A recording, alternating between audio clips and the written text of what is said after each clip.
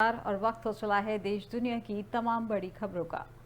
प्रधानमंत्री नरेंद्र मोदी 30-31 अक्टूबर को अपने गृह राज्य गुजरात के दौरे पर रहेंगे, जिस दौरान वह केवड़िया में राष्ट्रीय एकता दिवस समारोह में हिस्सा लेंगे और राज्य के 280 करोड़ रुपए के अधिक की विभिन्न बुनियादी ढांचा और विकास परियोजनाओं की सौगात भी देंगे।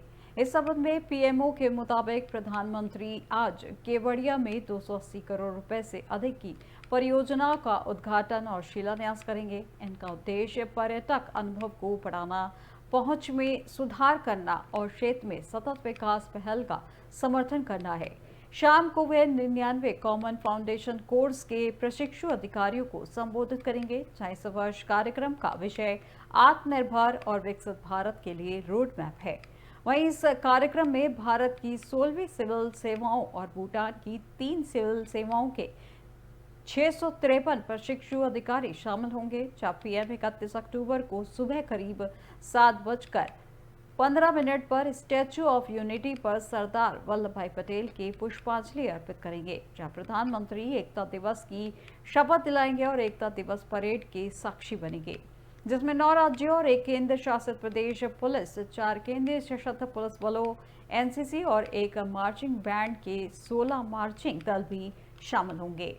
प्रधानमंत्री आज केवड़िया में 280 करोड़ रुपए से अधिक की परियोजनाओं का उद्घाटन और शिलान्यास करेंगे, जहां उनका उद्देश्य पर्यटक अनुभव को बढ़ाना, पहुंच में सुधार करना और क्षेत्र में सतत विकास पहल का समर्थन करना है। वहीं शाम को वे 99 कॉमन फाउंडेशन कोर्स के प्रशिक्षु अधिकारियों को संबोधित करेंगे और इस वर्ष कार्यक्रम का विषय आत्मनिर्भर और विकसित भारत के लिए रोड मैप है। वहीं इस कार्यक्रम में भारत की 16 सिविल सेवाओं और भूटान की 3 सिविल सेवाओं के 653 प्रशिक्षु अधिकारी शामिल होंगे। पीएम 31 अक्टूबर को सुबह करीब 7:15 पर स्टैच्यू ऑफ यूनिटी पर सरदार वल्लभ भाई पटेल को पुष्पांजलि अर्पित करेंगे। प्रधानमंत्री एकता दिवस की शपथ दिलाएंगे और एकता दिवस परेड के साक्षी बनेंगे, जिसमें 9 राज्यों और 1 केंद्र शासित प्रदेश पुलिस, 4 केंद्रीय सशस्त्र पुलिस बलों एनसीसी और 1 मार्चिंग बैंड के 16 मार्चिंग दल भी शामिल होंगे।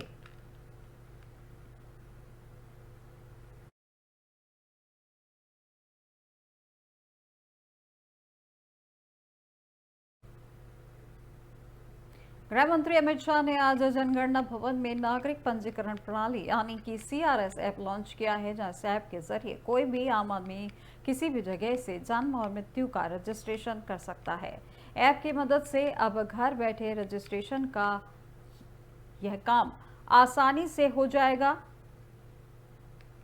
ये ऐप आम आदमी को सरकारी दफ्तरों के चक्कर लगाने और लंबी लाइनों में खड़े होने से मुक्ति दिलाने के कारगर साबित होंगे, जहां इसके लिए सेंसस इंडिया 2021 के आधिकारिक हैंडल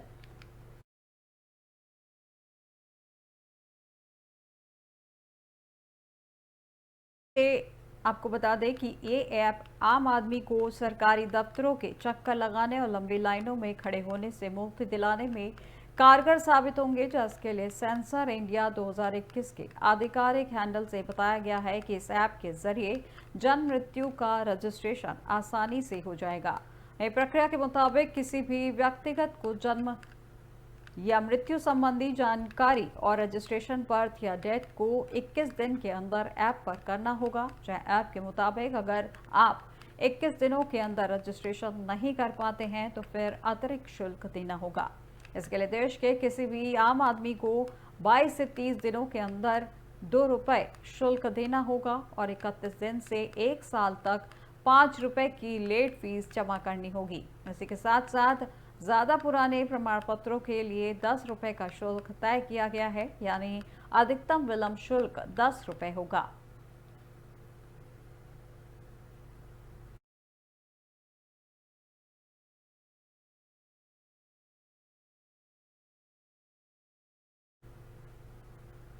दिवाली और छठ पूजा के त्योहारी सीजन के करीब आते ही भारतीय रेल और दिल्ली और पटना के बीच भारत की सबसे लंबी भारत एक्सप्रेस ट्रेन शुरू करने के लिए पूरी तरह से तैयार है। यह ट्रेन 30 अक्टूबर को शुरू होगी, जहां लगभग 994 किलोमीटर की दूरी तय करने वाली यह भारत की सबसे लंबे वंदे भारत एक्सप्रेस होगी, जो यात्रियों को कई राज्यों में तेज, आरामदायक और शानदार यात्रा का विकल्प प्रदान करेगी। आपको बता दें कि यह दिल्ली से पटना तक की सबसे लंबी दूरी तय करने वाली वंदे भारत एक्सप्रेस ट्रेन 11 घंटे 35 मिनट में पूरी करेगी। वहीं डिब्रूगढ़ राजधानी एक्सप्रेस जैसी अन्य ट्रेनें 11 घंटे 55 मिनट का समय लेती हैं, जबकि नई दिल्ली राजेंद्र नगर तेजस राजधानी इसी मार्ग को 11 घंटे 30 मिनट में पूरा करती है। यात्रियों को ध्यान में रखना चाहिए कि इस रेल सेवा में स्लीपर सुविधा उपलब्ध नहीं होगी, क्योंकि यह सीट युक्त रेलगाड़ी के रूप में संचालित होगी। रेल मंत्रालय ने पुष्टि की है कि विशेष ट्रेन आरा, बक्सर, डीडीयू प्रयागराज और कानपुर में रुकते हुए परीक्षण के आधार पर चलेगी, जहां वंदे भारत ट्रेन नई दिल्ली से पटना के लिए 30 अक्टूबर, 1 नवंबर, 3 नवंबर और 6 नवंबर को चलेगी। वापसी में यह ट्रेन 31 अक्टूबर, 2 नवंबर और 4 नवंबर और 7 नवंबर को चलेगी। वही वंदे भारत सेवा के लिए एसी चेयर कार के लिए टिकट की कीमत 2,575 रुपये और एसी एग्जीक्यूटिव चेयर कार के लिए 4,655 रुपये रखी गई है। दिलचस्प बात यह है कि किराए में चाय, नाश्ता और रात का खाना मुफ्त में शामिल है। इस नई ट्रेन के साथ भारतीय रेलवे वर्ष के सबसे व्यस्त समय के दौरान यात्रा सुविधा को बढ़ाने की योजना बना रही है, ताकि यह सुनिश्चित किया जा सके कि यात्री आसानी से त्योहार मना सकें।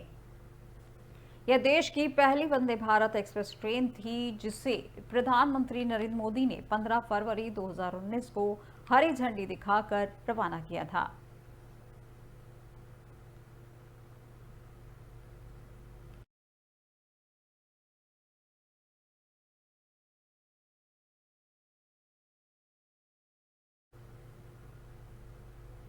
खबर अयोध्या से है, जहां लंका विजय के बाद प्रभु राम के साथ मां सीता व लक्ष्मण के अयोध्या आगमन की सूचना से अयोध्या चमक उठी थी। उसी तरह आज भी राम के स्वागत में राम नगरी का भव्य श्रृंगार किया गया है। आज राम कथा पार्क में राम का राज्याभिषेक होगा और सीएम योगी राज तिलक करेंगे। इस खुशी में राम की पौड़ी पर 25 लाख दीप जलेंगे। आपको बता दें कि हेलीकॉप्टर से आज प्रभु राम, मां सीता और अनुज लक्ष्मण के स्वरूप पवित्र सरयू के तट पर आएंगे, जहां गुरु वशिष्ठ के रूप में मुख्यमंत्री योगी आदित्यनाथ उनकी अगवानी करेंगे। मुख्य अतिथि केंद्रीय सांस्कृतिक व पर्यटन मंत्री गजेंद्र सिंह व कार्यक्रम की अध्यक्षता कर रही राज्यपाल आनंदीबेन पटेल प्रभु राम के स्वागत के लिए पलक पावड़े बिछाए बेसब्री से नजर आएंगी। स्वागत में अवध में समेत विभिन्न कॉलेजों के बच्चे जहां राम की पौड़ी पर 25 लाख दीप जलाएंगे, वहीं पूरी नगरी आज शाम दीपमय होकर राक्षसों का संहार करके लौट रहे प्रभु राम के आगमन की खुशियां मनाएंगे।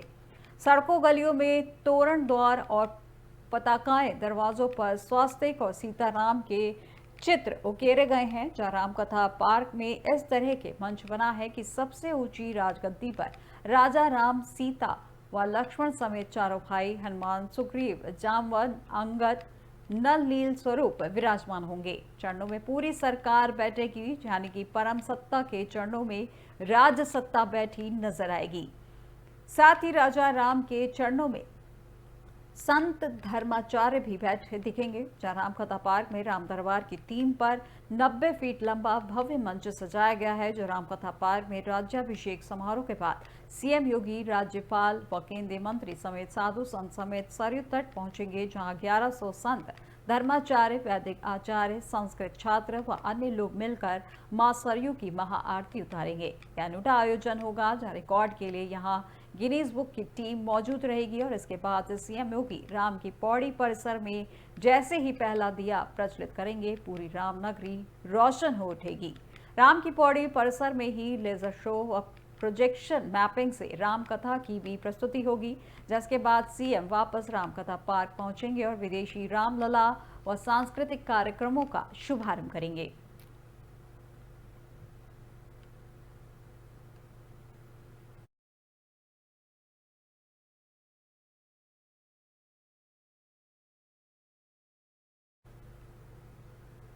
जम्मू कश्मीर में नई सरकार बनने के बाद से लगातार आतंकी हमलों में इजाफा हो रहा है। इन हमलों पर प्रतिक्रिया देते हुए नेशनल कॉन्फ्रेंस के नेता और पूर्व मुख्यमंत्री फारूक अब्दुल्ला ने पाकिस्तान पर जमकर निशाना साधा।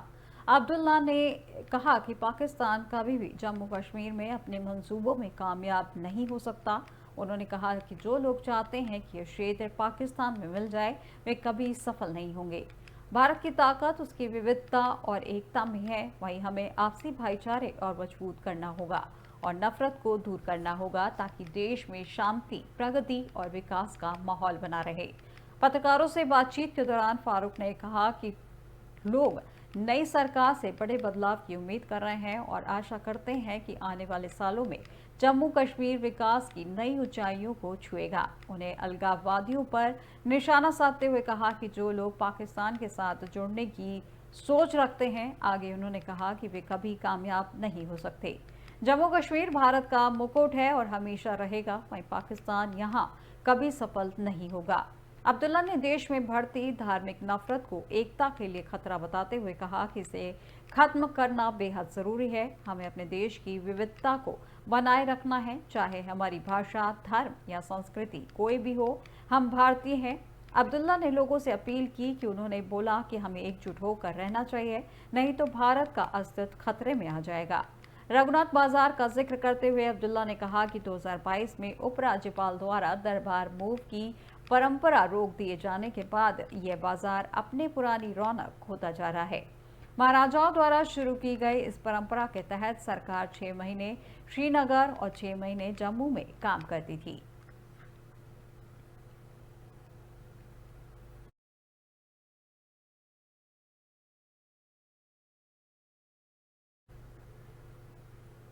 Chief justice D.Y.. चंद्रचूड़ का कार्यकाल समाप्त हो रहा है और वो 10 नवंबर 2024 को रिटायर हो जाएंगे। जहां कार्यकाल समाप्त होने से पहले चीफ जस्टिस के कार्यकाल के 5 दिन बाकी बचे हैं। इन 5 दिनों में सीजीआई की बेंच 5 अहम मामलों में फैसला सुनाएगी। फिलहाल दिवाली की छुट्टियों के चलते सुप्रीम कोर्ट बंद है। सुप्रीम कोर्ट 4 नवंबर को खुलेगा और 4 से लेकर 8 नवंबर तक सीजीआई की बेंच अहम फैसले सुनाएगी। सुप्रीम कोर्ट शनिवार और रविवार को बंद रहता है और 9 नवंबर को शनिवार है, वहीं साथ ही 10 नवंबर को रविवार है। इसी के चलते सीजीआई डी.वाई. चंद्रचूड़ के कार्यकाल के महज ही 5 दिन शेष बचे हैं। मदरसा एक्ट मामले में सुप्रीम कोर्ट में 22 अक्टूबर को सुनवाई करके फैसला सुरक्षित रख लिया गया था। जब सुप्रीम कोर्ट में मंगलवार 22 अक्टूबर को इलाहाबाद हाई कोर्ट के उस फैसले को चुनौती देने वाली याचिकाओं पर सुनवाई हुई, जिसमें उत्तर प्रदेश मदरसा शिक्षा बोर्ड अधिनियम 2004 के असंवैधानिक घोषित किया गया। इस मामले में सुप्रीम कोर्ट ने सभी पक्षों की दलीलें सुनने के बाद अपना फैसला सुरक्षित रखा है। जैसा मामले पर सीजीआई ने सुनवाई करते हुए इस समय कहा था कि धर्मनिरपेक्षता का अर्थ है जियो और जीने दो। अलीगढ़ मुस्लिम यूनिवर्सिटी की माइनॉरिटी स्टेटस को लेकर सीजीआई डी.वाई. चंद्रचूड़ की 7 जजों की पीठ ने सुनवाई करके फैसला सुरक्षित रख लिया था। जिस सुनवाई में एएमयू के अल्पसंख्यक संस्थान के दर्जे को बरकरार रखा जाना चाहिए या नहीं, इसको लेकर फैसला सुरक्षित रख लिया गया था। साल 1968 में अलीगंज मुस्लिम यूनिवर्सिटी के माइनॉरिटी स्टेटस को लेकर फैसला सुनाया गया था और एएमयू का अल्पसंख्यक दर्जा हटा दिया था।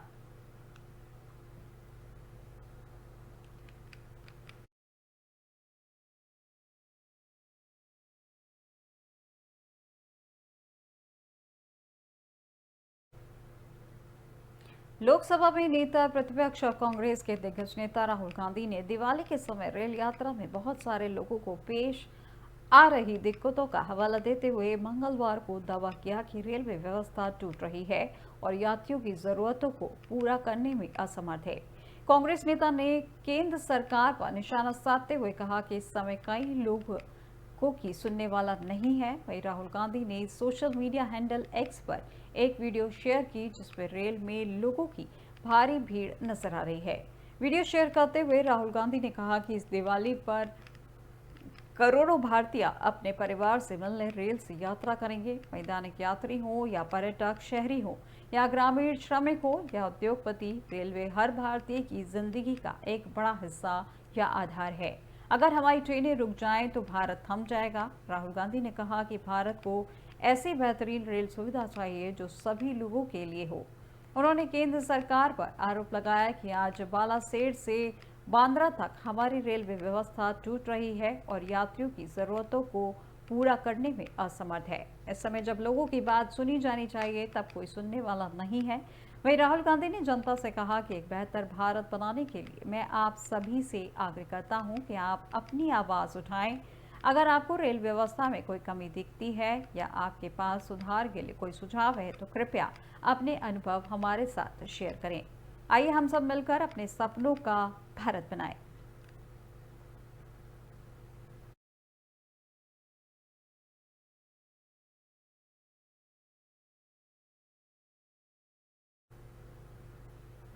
देश दुनिया की तमाम बड़ी खबरों में फिलहाल बस इतना ही और अधिक जानकारी के लिए देखते रहिए एबी स्टार। नमस्कार।